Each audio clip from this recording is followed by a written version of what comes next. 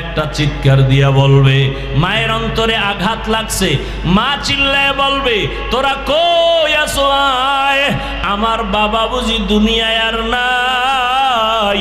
ওই মা চিল্লায় বলবে, আমার আম্মু বলিয়া ডাক দিবে কে, আমি তো আর আম্মু ডাক শুনবো না। বাবায় টেলিফোন করবে, ইমাম সাহেব আমার সন্তান বেঁচে নাই, জানাজা না পড়ায় যাবেন না। এক দলকে বলবে তাড়াতাড়ি যা দোকান থেকে কাফন নিয়ে আসো, আর এক দলকে বলবে বাঁশবাগানে যাও কবর খনন করো, কাউকে বলবে গরম পানি কর গোসল দেওয়ার জন্য। ওই যে উত্তরায় মাইলস্টোন স্কুলে বিমান দুর্ঘটনা, কত বাচ্চা চলিয়া গেল, আগুনে পড়িয়া গেল। আমার জুমার মসজিদের এক মুসল্লি সেদিন দেখা, আমি বললাম ভাই তার একটা মেয়ে বাচ্চা ওই কলেজ স্কুলে পড়ে, দুপুরবেলা মা আনার জন্য গেল, বাচ্চা অন্য দরজা দিয়া রাস্তায় এসে দাঁড়ানো, মা আর এক গেট দিয়া ভিতরে গিয়া আটকে গেছে, আর আসতে পারে নাই। বিমানের আগুনে ঝলসে সে জায়গায় মারা গেল। ওই বাচ্চা বারবার বলে, ওই বাবা আমার আপন বন্ধুকে বললাম, ভাইজান আপনার ছেলে মেয়ের খবর কি, ওর মা তো দুনিয়ায় নাই। লোকটা কর্তব্য বিমূঢ় হইয়া চোখের কোঠায় পানি, বলে হুজুর কি বলবো, বাচ্চাগুলো আমারে দেখে, কিন্তু ওই বাচ্চা ছোট মেয়েটা যে স্কুলে পড়তো ও বারবার বলে আমি আম্মু বলে কারে ডাক দিব, আমারে আম্মুর আদর কে দিবে। ওরে আমি তো বুঝতেছি ওরা টাকা দেই, খানা দেই, পোশাক দেই, যা কিছু দেই না কেন, ওই বাচ্চাদের মনের মধ্যে একটা জ্বলন জ্বলতে আছে, ওদের কেমন যেন কিসের অভাব, টাকাও দেই, খানাও দেই, কিন্তু ওই বাচ্চাগুলো এতিমের মতো ডানে একবার তাকায়, বামে তাকায়, বলতে পারে না ওরা দেখি আমার সব আছে কিন্তু মা নাই, আমার মায়ের আদর থেকে আমরা বঞ্চিত। আরে একটা মা সন্তানের যে কত আপন, ও টাকাওয়ালা বাবারা, ও বৃদ্ধ বাবাজিরা, ও ব্যবসায়ী বাবারা, আজকে তুমি দেশের গ্রামের বাড়ি ছাড়িয়া ঢাকার শহরে চাকরি করো, ব্যবসা করো, তোমার মায়ের খবর জানো, এক রাতও মোবাইল না করিয়া ঘুমাইতে পারে না। আর কত গুনাহ করবা, আমার মাওলার কথা কি তোমার দিলে ধাক্কা লাগে না? আমরা মনে করছো ওলামায়ে কেরাম বুঝি মিথ্যা বলি, আল্লাহর কোরআন বুঝি সত্য না, কেন বিশ্বাস করো না রে বাবা? মহামারী করোনার কথা কি মনে নাই? স্কুল কলেজ বন্ধ, চাকরি বন্ধ, ব্যবসা বন্ধ, দোকান বন্ধ, ফ্যাক্টরি বন্ধ, রাস্তাঘাট গাড়ি চলাচল বন্ধ। একবারও কি তোমার মনে নাই ওই কঠিন সময় একটা মাদ্রাসাও বন্ধ হয় নাই? মনে আছে? একটা মাদ্রাসাও বন্ধ হয় নাই, একজন আলেম না খাইয়াও মরে নাই। ওই সময়ে করোনা যাকে ধরে ফেলেছে, বাবার করোনা, ছেলে কাছে যায় না, মরার ভয়। ওই সময় ছেলে শিক্ষিত কুলাঙ্গার, বাবার করোনা, এক পর্যায়ে বাবা মরেই গেল। ওই সময় এলাকার গরিব কিছু ছেলেদের টাকা দিয়া কয়, যা বাবার লাশটা রাস্তায় ফেলে দিয়া আস। রাস্তায় ফেলে দিছে, ছেলেরা দরজা লাগাইয়া দিছে, জানালা লক করে দিছে। বাবার লাশ রাস্তায় ফালানোর পরে তাকাইয়াও দেখে নাই কুলাঙ্গার সন্তান বাবার লাশটা কি কুকুরে খাইলো না জানাজা হলো, একবারও দেখে নাই। ও শাহীবাজারের মুসলমান বাবারা, ও পর্দার আড়ালের মা বোনেরা, কার জন্য জীবন কাটাইয়া বুড়া হইছ?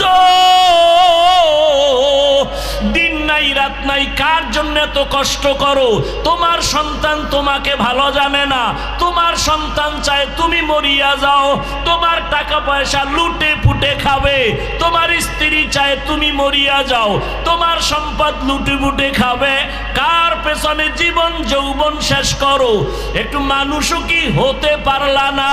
একটা ভালো মানুষের বাবা হতে কি পারো নাই? ওই কুলাঙ্গার শিক্ষিত সন্তানেরা বাবার করোনার কারণে মরার পরে লাশের খবর আর নেয় নাই। ওই সময় আমার দেশের কিছু পুলিশ ভাইরা আর সিংহবাগ টুপিওয়ালা আলেম ওলামারা এই দেশের সেই সময় করোনার টাইমে শত শত লাশ আলেম ওলামারা কাঁধে নিলেন, গোসল করাইলেন, এরপরে জানাজা পড়াইলেন, কবরে দাফন করলেন। শত শত লাশ আমার দেশের টুপিওয়ালা ওলামায়ে কেরাম কাঁধে নিয়া জানাজা পড়াইয়া দাফন করলেন। জানেননি আপনারা একজন হুজুরেও করোনায় মরে নাই। মিথ্যা বলছি? এরে বাবা, এরপরও হুজুরদের তোমার ভাল লাগে না? কারে তোমার ভালো লাগবে বলো? নবী তো আর এসে বয়ান দিবেন না, আবু বকর এসে বয়ান শোনাবেন না, ওমরে ফারুক আর বয়ান শোনাবেন না, ওলামায়ে কেরাম সারা কোরআন হাদিসের বয়ান শোনার আর পথ খোলা নাই। সেই আলেমদের বয়ান শুনিয়াও যাদের অন্তর সোজা হবে না, তোমার কপাল বুঝি পুড়িয়া গেল। এরে আল্লাহর বান্দারা, ভালো করিয়া বুঝো। এই আমি প্রায় মাহফিলে বলি, সরকারি যারা চাকরি করেন, বেসরকারি যারা চাকরি করেন, আপনাদের ডিউটি কত ঘন্টা জানেননি? কয় ঘন্টা? এই মনে হয় কিছু জানে না, সব বুজুর্গ হয়ে গেছে। সরকারি বেসরকারি চাকরি যারা করে 8 ঘন্টা ডিউটি। নিম্নে বেতন কত? ধরে নেন 17-15 হাজার, 20 হাজার। 8 ঘন্টা ডিউটি, 15 থেকে 20 হাজার টাকা বেতন। আবার টেবিলের নিচে কত মুক্তা পাওয়া যায়? কথা বলেন না কেন? টেবিলের নিচে কত মুক্তা। 8 ঘন্টা ডিউটি, আবার বেতন নিম্নে 20 হাজার, আবার টেবিলের নিচে কত হারাম শুকর। এবার আমাকে আপনারা জবাব দেন, আপনাদের আশেপাশের মসজিদে ইমাম সাহেবরা কয় ঘন্টা ডিউটি করে? বলেন না কেন? এটা বলতে কষ্ট লাগে না? জানেন না ইমাম সাহেবরা মসজিদে কত ঘন্টা ডিউটি করে? 24টা ঘন্টা। বলেন বেতন কত দেন? হ্যাঁ, 5000। শহর এলাকায় একটু বেশি হতে পারে, গ্রাম অঞ্চলে গিয়া গতকাল এক জায়গায় জিগাইলাম, কয় 2500। ইমামের বেতন, খতিবের বেতন 3000। 24 ঘন্টা ডিউটি, তাও আবার রিমান্ডের মতো রাখে। রিমান্ড, জহুরের নামাজে ইমাম সাহেব নাই, রাস্তায় খাড়াইয়া আসরের সময় কয়, ও ইমাম সাহেব জহুরের সময় গেছিলেন কই? ইমাম সাহেব কয়, কে তুমি? আমি রিক্সা চালাই। তোমার এত পাওয়ার কেন? কয় মাসে 5 টাকা বেতন দেই। এরকম বেয়াদব নাই? 24 ঘন্টা ডিউটি, বেতন 5000। উঁচু পর্যায়ে থাকলে 10,000, তাও মাসে মাসে দেওয়া হয় না। বাকি আর বাকি, সভাপতি দেয় 100 টাকা। কথা কন না কেন? সেক্রেটারি দেয় 50 টাকা। এইভাবে খয়রাত কইরা কইরা উঠাইয়া একজন ইমাম খতিবের বেতন দিতে হয়, রিমান্ডের মতো রাখে। বলেন এর মতো জুলুম কি দুনিয়াতে আর হতে পারে? 24 ঘন্টা ডিউটি। ইমাম সাহেবের মনে হয় একটু ওভার টাইম আছে গার্মেন্টসে, না? হ্যাঁ, দুনিয়ার সব ওভার টাইম করে, ইমামের 24 ঘন্টায় ওভার টাইম কই? এরপরও ইমাম সাহেব এই জুলুমের শিকার হইয়া কোনোদিন কেউরে গালি দিছেনি? কোনোদিন জুমায় বলছে, আপনারা যদি আমার বেতন 30,000 না করেন, আসরের নামাজের থেকে এই সূরাগুলো উল্টা পড়া হবে?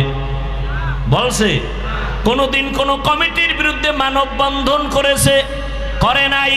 বরং যখনই মোনাজাত দেয়, কলিজা ভরে দোয়া করে, আল্লাহ এলাকায় শান্তি দাও, অসুস্থ রোগী সুস্থ বানাও, কবরওয়ালাদের জান্নাত দাও, ব্যবসায়ীদের ব্যবসায় বরকত দাও। এরপরেও এই জমিনে যারা বলে হুজুরেরা খারাপ, আমি বলি তোমার 14 বংশের রক্ত সবার খারাপ। রক্ত ভালো না, তাড়াতাড়ি রক্তের চিকিৎসা কর, রক্তের ভিতরে ক্যান্সার ঢুকেছে। ও আমার আল্লাহর বান্দারা, ও মায়ার নবীর উম্মতেরা, কয়দিন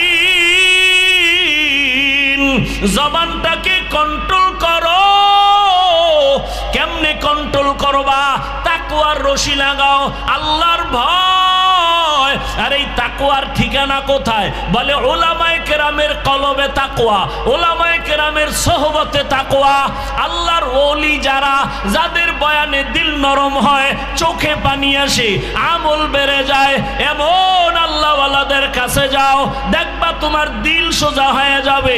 আল্লাহর মোহাব্বতওয়ালা বান্দাদের কাছে যাও, আর আখিরাতের কথা ভাবো, মরণের কথা ভাবো।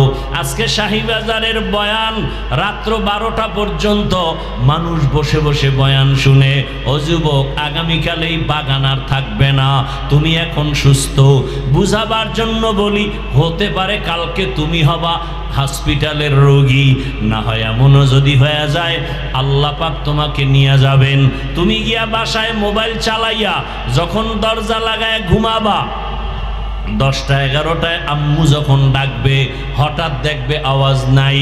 ও বাবা, তোমার আজরাইল আসিয়া জীবনটা নিয়ে গেল। মা একটা চিৎকার দিয়া বলবে, মায়ের অন্তরে আঘাত লাগছে। মা চিল্লায় বলবে, তোরা কই আছো? আয়, আমার বাবা বুঝি দুনিয়ায় আর নাই। ওই মা চিল্লায় বলবে, আমার আম্মু বলিয়া ডাক দিবে কে? আমি তো আর আম্মু ডাক শুনবো না।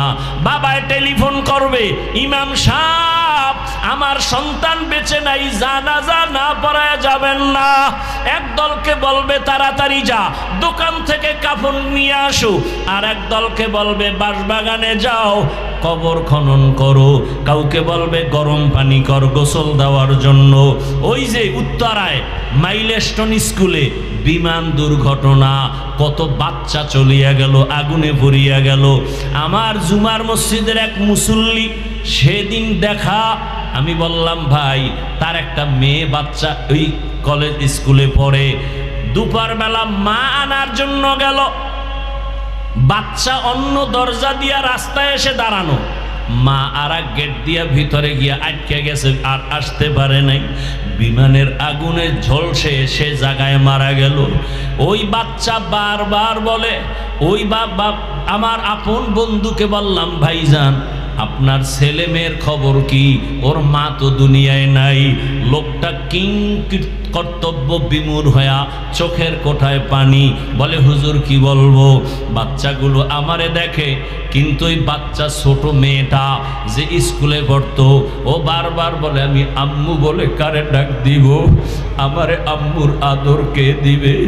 ওরে আমি তো বুঝতেছি, ওরা টাকা দেই, খানা দেই, পোশাক দেই, যা কিছু দেই না কেন, ওই বাচ্চাদের মনের মধ্যে একটা জ্বলন জ্বলতে আছে। ওদের কেমন যেন কিসের অভাব, টাকাও দেই, খানাও দেই, কিন্তু ওই বাচ্চাগুলো এতিমের মতো ডানে একবার তাকায়, বামে তাকায়, বলতে পারে না ওরা বা দেখি আমার সব আছে কিন্তু মা নাই। আমার মায়ের আদর থেকে আমরা বঞ্চিত। আরে একটা মা সন্তানের যে কত আপন। ও টাকাওয়ালা বাবারা, ও বৃদ্ধ বাবাজিরা, ও ব্যবসায়ী বাবারা, আজকে তুমি দেশের গ্রামের বাড়ি ছাড়িয়া ঢাকার শহরে চাকরি করো, ব্যবসা করো, তোমার মায়ের খবর জানো? এক রাতও মোবাইল না করিয়া ঘুমাই